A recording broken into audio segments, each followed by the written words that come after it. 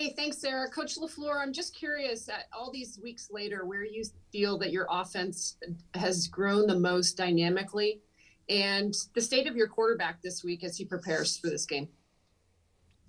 Well, I just think that obviously we started the season a little slow, and there's been some really great moments along the or throughout the course of the season, and then there's some times where we haven't probably executed the way that we'd like to. I think the expectation that our guys have and the belief that our guys have, and it's a credit to everybody, is that we're disappointed anytime we don't score on a drive. So.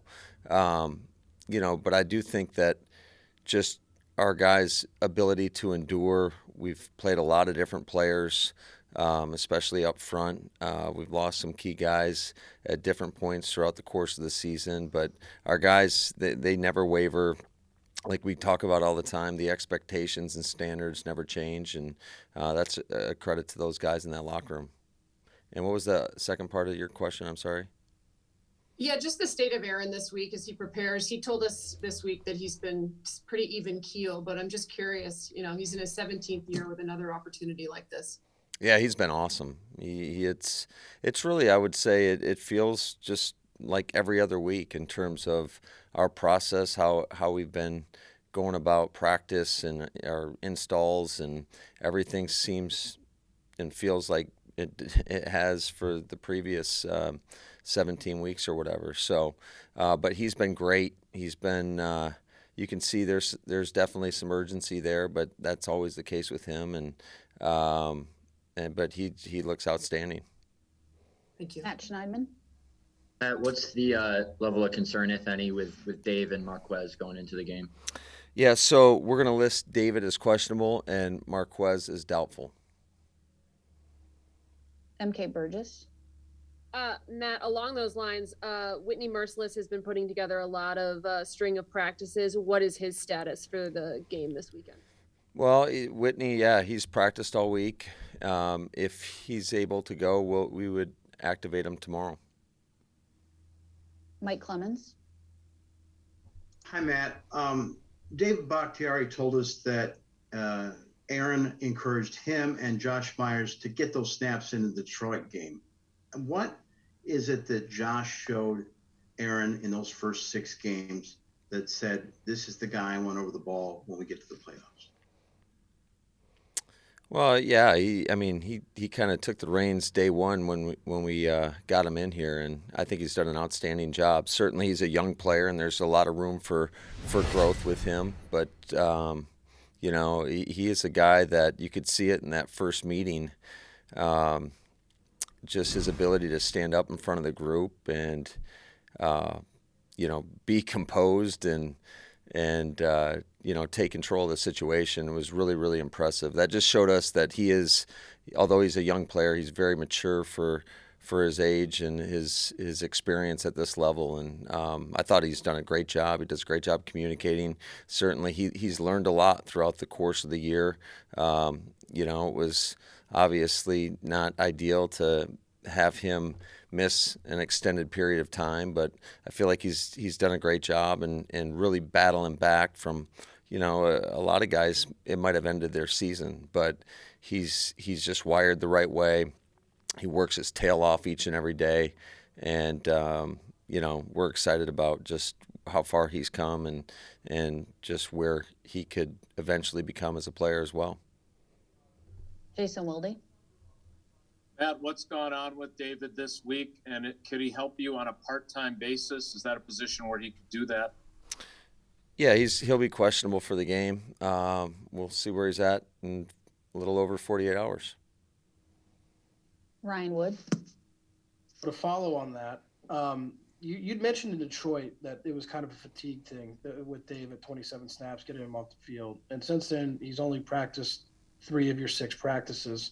Does he have the football conditioning right now to go and play a full game? Is that even an option with where he's at and being in football shape? I think Dave's in really good shape. Obviously, he puts a lot of time in now. And you don't have to be necessarily in great shape by going play after play out there on the field. I definitely think there is a difference to it, and just in terms of some of the movements you make as a player as opposed to in a controlled environment. But he's working his tail off, and like I said, we'll see where he's at. Rob Domofsky. Hey, Matt, how did your guys handle the cold this week? And was there anything that you normally would have done outside that you just decided to move indoors just because of the cold? Was it cold out there, Rob? My hands are just, I can barely type. I don't know. It felt like Green Bay to me. Tom Silverstein. I'm not accepting that answer. I'm sorry. What, was it cold for you, Tom? No, I wasn't out there, so it Oh, wasn't bad you at look all. nice and comfortable in your house. Yeah, it's pretty nice. It's pretty nice. On a serious note, you practiced in pads last Wednesday, practiced on pads this week. Was the intent mostly with the injured guys to get them back, or were you really trying to work up to a physical level, knowing who you're facing this week? I would say it was all the above. Certainly, we've have a lot of guys potentially that have the potential to come back, and you want to test them and make sure that they feel comfortable and confident to go out there and play at a high level against a very physical football team. And I'd be lying to you if that wasn't a part of this thought process as well. We know who we're going to play, and just the level of intensity and that they play with in all three phases. It's evident. It's all over the tape. You can see it. We've played against them, and we've experienced it. So, this is one of those games where you got to be not only physically prepared, but mentally as well. Tim Van Born. Good afternoon, Matt. Seemingly a lot of guys coming back who haven't been on the active game day roster for several weeks. How difficult are the decisions going to be who is on that active game day roster, and how are those decisions being made? Yeah, it's been very difficult, especially, if you truly do have players that are questionable, and just the ripple effect that each guy adds to some of the decisions that you're making. But these are good problems to have, that you feel confident in more than just your 48 guys. Unfortunately, there's going to be some guys that aren't going to suit up that we'd love to have up on game day. It's just, we're limited by 48. I think certainly a lot of these decisions that, especially you're talking to your final few roster spots, are going to be determined by special teams as well. Aaron Nagler. Coach, looking at the forecast for Saturday, I see a high of 19, a low of 7. I'm wondering if that reaches the threshold for your wetsuit, if that will be utilized on Saturday. I don't know. We'll just have to see how I'm feeling game time, but I definitely will have some layers on. I always joke with these guys that I don't get the chance when we're making corrections on offense or on defense to go sit on those heated benches. So I'm going to make sure I stay warm. Mark Daniels. So, Matt, if a Jair or a Z or even Whitney get up and active, do you have, appendices to plans to get them into limited spots or limited sets or limited formations or plays? Yeah, I would say that'd be irresponsible of us if we didn't have a well thought out plan for every one of those guys. It's not just, okay, he's back on the active roster, just go play 60 snaps or 70 snaps, whatever it may be. So yeah, I think we'll be smart with everybody, and I feel like we've spent a lot of time just throughout the course of the week amongst our coaching staff, juggling that roster, and certainly it has made for some challenges within our plans in all three phases. But you know what? Like I said earlier, these are positive problems. When you have guys that you're confident in, then that that can contribute, and it is what it is. Jim Trotter. Hey, Matt, I realize every playoff game is big, but I just wonder from the standpoint, knowing the history between these organizations, particularly over the last decade plus, and knowing the relationships between some members of the staff, if this game, this opponent has sort of a different feel than it might for someone else, a different opponent? I wouldn't say that. I think we're all focused kind of just at what's right in front of us. And we know we're playing one of the best football teams in the National Football League. This is a great opportunity, obviously, for both teams to get to this point of the season is very special. And you just want to focus on doing what you can control, and that is putting in the work, the effort that you put in each and every day. And you try not to look too much past that. Yeah, we all know that the ramifications that the playoffs present, and you really try not to focus on any of that. You focus on your process, doing whatever you can do to be at your best come Saturday night. Dave Schrader. Hey, Matt, obviously you had great respect for Randall Cobb when he came in this year. You voiced that at the time, but I'm curious, over these months of working with him, see him working into a role with the team, then working back from an injury. Is there anything you've learned about him and come to appreciate more from time spent close together?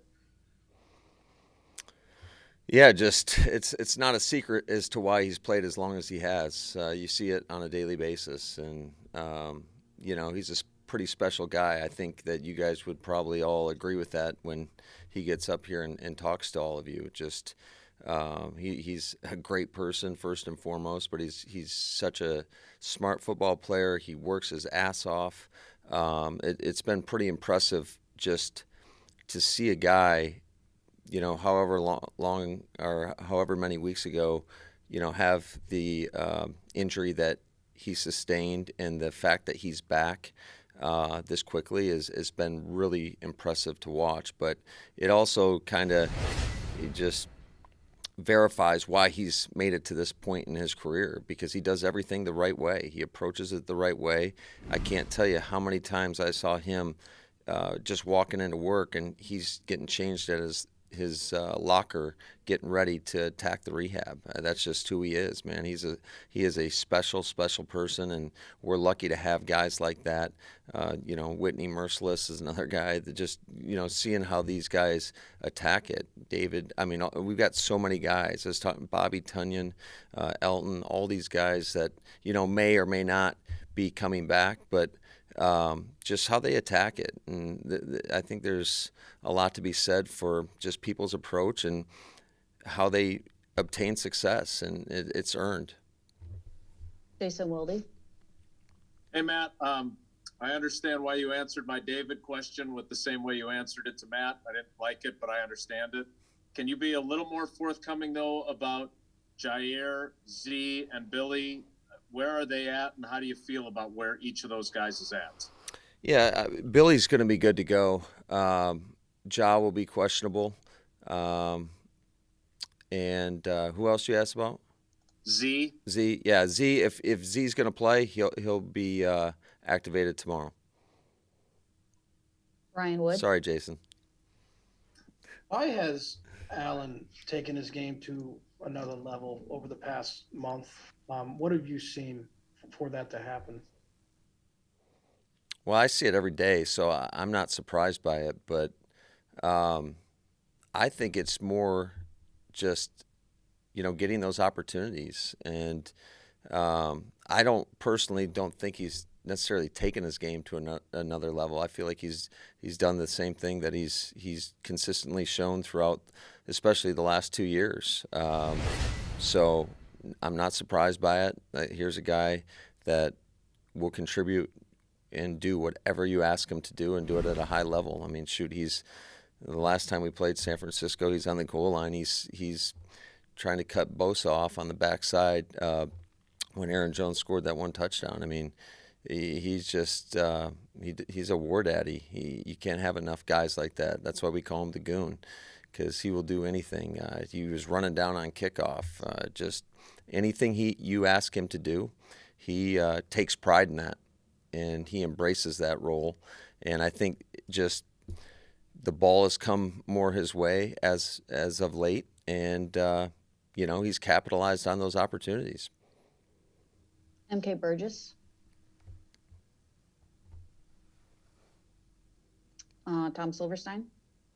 Hey, Matt, what happened with Kingsley Kiki? Was that just a performance-related move, or were there other circumstances involved? Yeah, I'd rather not get into that one too much. I just, sometimes you got to make some tough decisions.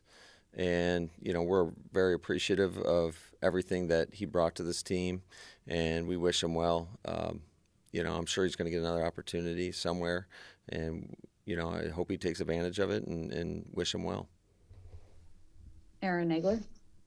Coach, you just mentioned that Billy will be good to go. I know earlier in the week you had mentioned that you have a plan for your offensive line. You're not going to share it. I understand that.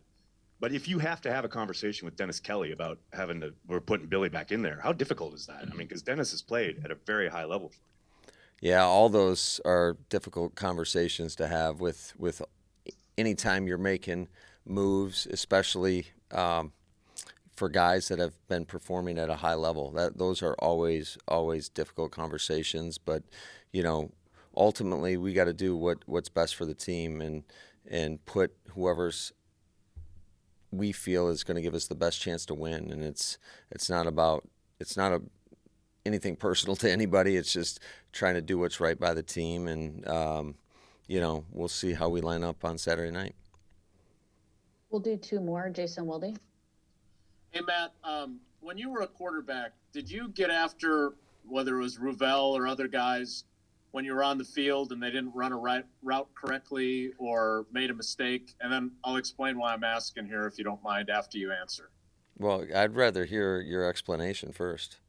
Well, so there's been times throughout Aaron's career where he's gotten after guys on the field or thrown his arms up in frustration. And having watched his entire career, it does seem like he's done that a lot less.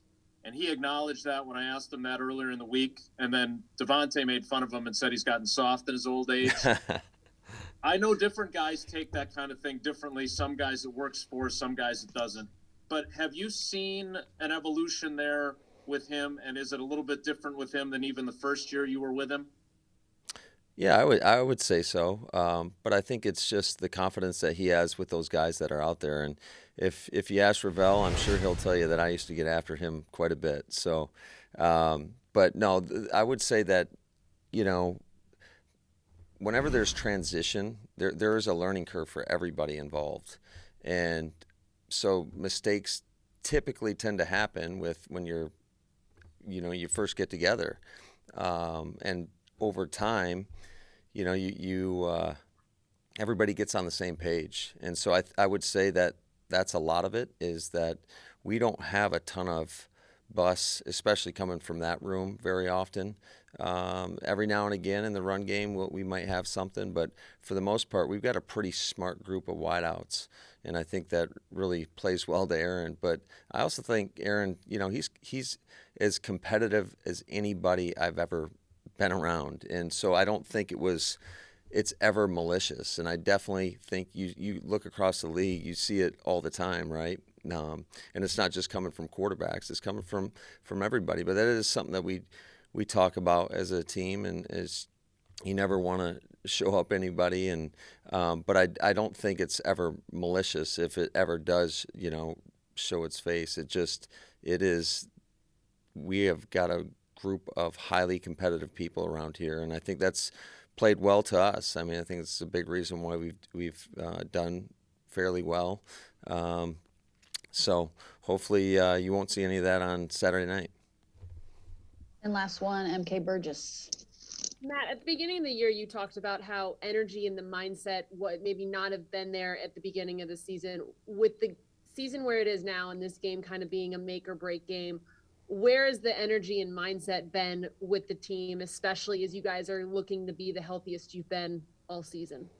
Yeah, I think everybody's just dialed in and doing their job, doing their 111th, trying to be at their best for their teammates. I think these guys, it's a connected group. They care about one another, and I think they expect everybody that's around them, as well as themselves, to give their best effort. And I don't think we're focused on too much outside of that. It always comes back to doing the things that you need to do, necessary to be at your best. And I love the approach our guys have taken. I I don't use the terms make or break game. Like I said before, we all know what's at stake, but it's never about that. It's about just trying to be your best and really going for it and going out there and competing to the highest level against a great football team. And we know that we're going to need our best effort. We're going to have to play very disciplined and very physical, and guys are just going to have to really focus on doing their jobs.